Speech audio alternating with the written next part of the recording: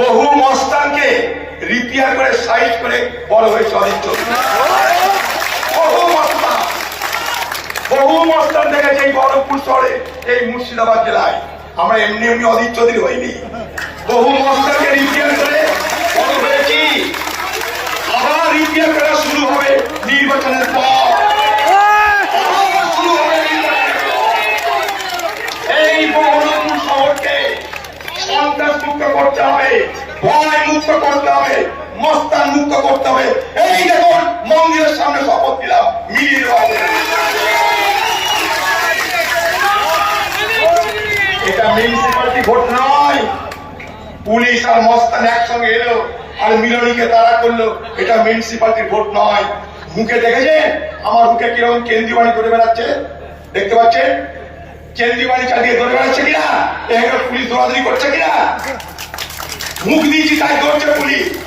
এই police municipality ভোটে তৃণমূলের দালালি করে ভোট লুট করেছে, আর এই পুলিশ এখন আমার মুখে রাস্তায় আমার নিজের দৌড়াদৌড়ি করছে।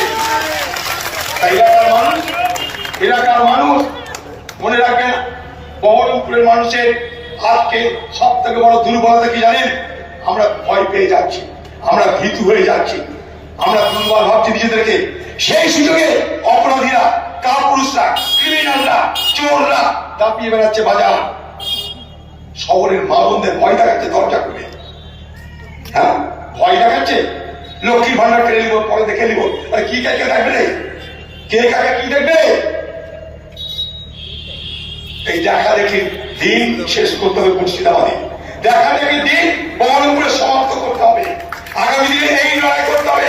বহরমপুরের মানুষ আপনারা কাপুরুষ নন, ভীতু নন, আপনারা ঐক্যবদ্ধ হন। খালি আমরা ঐক্যবদ্ধ নই, তাই তারা সুযোগ পাচ্ছে। আমরা একসঙ্গে কথা বলতে পারছি না, তাই তারা হিম্মত পাচ্ছে।